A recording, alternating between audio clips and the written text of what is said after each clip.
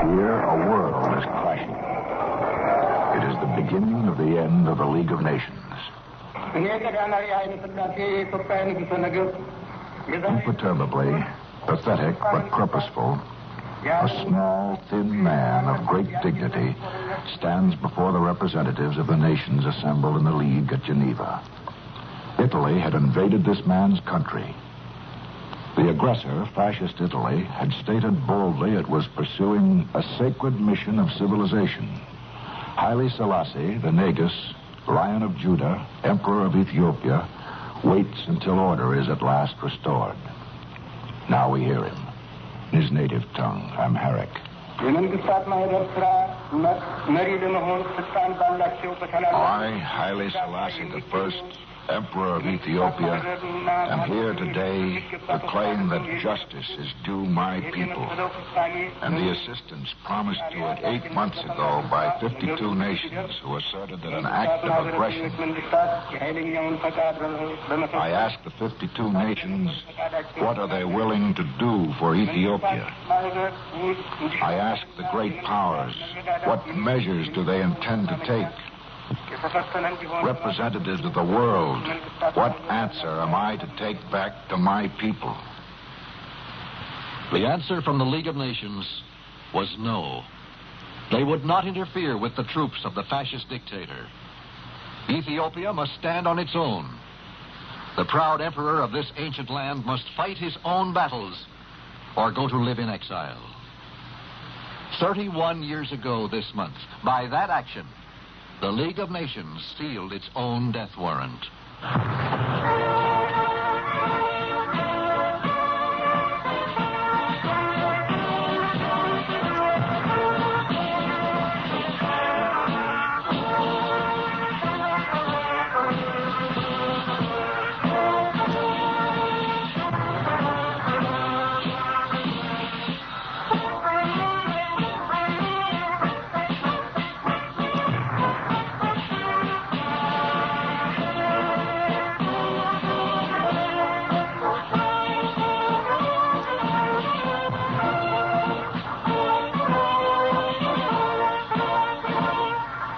Project 67 presents The Conquering Lion of Judah, a profile study of His Imperial Majesty Haile Selassie I, Emperor of Ethiopia.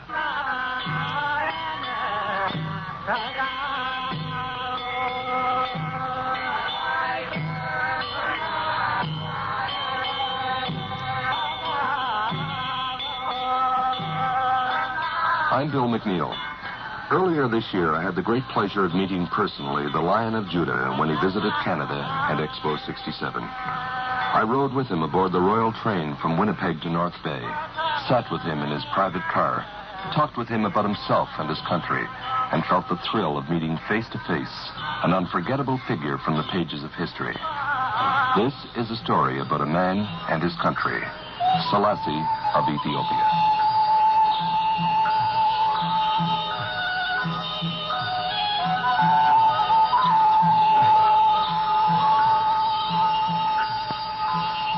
If you look at the map of Africa, you will find Ethiopia, the country of spectacular mountains and thirsty deserts, covering most of Africa's eastern horn. It is bounded by the Red Sea to the northeast, the Sudan Republic on the north and west, Somalia on the east, and Kenya on the south. It covers an area of about 457,000 square miles, with a population of 22 million, about the same as Canada. Mr. Robert Thompson, former leader of the Social Credit Party in Canada, lived in Ethiopia for 15 years and knows the country inside out. I asked him, Mr. Thompson, what is Ethiopia like? Well, Ethiopia has been called the Switzerland of Africa. Basically, it is a very large country, comparatively speaking, much bigger than France, as big as British Columbia and Alberta together, bigger than the province of Ontario, with more people than we have in Canada, approximately 22 million. Because it is a mountain country, the climate is moderate. Because it is in the monsoon area, there is a lot of rain, particularly in the high areas. It is an agricultural economy. It is certainly one of the most pleasant countries in Africa, and the Ethiopian people are one of the most pleasant and hospitable people. Ethiopia is one of the few African countries whose ancient and medieval history is known. From remote times, the so-called Horn of Africa has been inhabited by Hamitic and Sudanese peoples who have for centuries been subject to an influx of Semitic elements from southwestern Arabia. It was from a mixture of this kind that the population originated, that at the beginning of the Christian era established the state of Aksum, ruled by Ethiopian kings, linked to Arabian kingdoms. From the 2nd century B.C., the kingdom of Aksum gradually loosened these ties and became autonomous, and the Ethiopian kings took the title Negus Negusti, or King of Kings.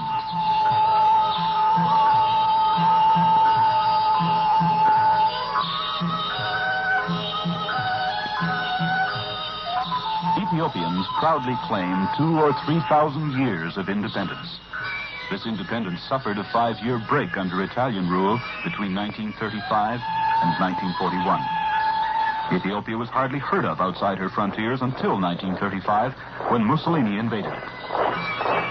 Towards the end of 1935, Italian aircraft hurled upon the Ethiopian armies bombs of tear gas. Their effects were slight. The soldiers learned to scatter. The Italian aircraft then resorted to mustard gas.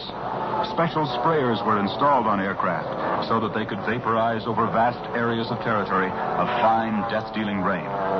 Women, children, cattle, rivers, lakes, and pastures were drenched continually with this deadly rain. 31 years ago this week, every newspaper in the world carried stories about the spunky little Ethiopian monarch, Haile Selassie I, the conquering lion of the tribe of Judah, elect of God, King of Kings, power of the Trinity, Emperor of Ethiopia, who is just over 5 feet tall and weighs 100 pounds, who refused to admit defeat to the Italians, who, with his half-naked, poorly armed warriors, made a last-ditch stand at Addis Ababa against Benito Mussolini's forces. But finally, the emperor had to flee the country with his family. On the 30th of June, 1936, he appealed to the League of Nations in Geneva.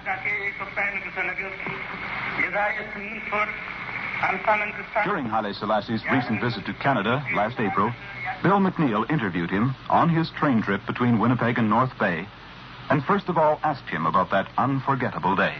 Your Imperial Majesty, I'd like you to talk about your appearance before the League of Nations when you pleaded for your country in 1936. የተቻለንን ለመዋጋት ቆርጠን ተነሳን። ለምንዋጋበት ብዙ እርዳታ አላገኘንም።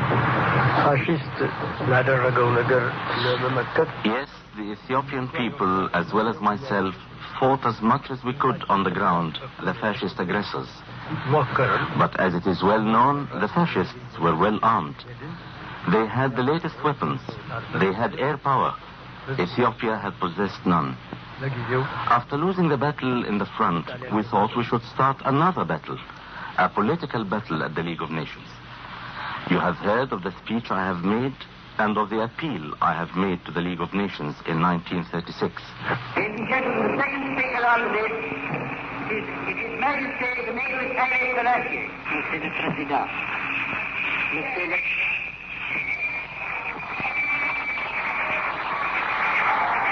Italian fascist newspapermen interrupt the Lion of Judah. They whistle, boo, and shout.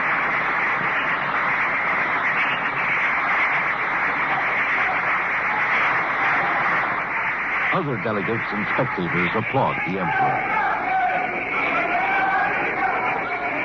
The League system of collective security is collapsing, an omen of the anarchy about to engulf Europe. After 2 minutes, order is restored, and Haile Selassie speaks in his native tongue, Amharic.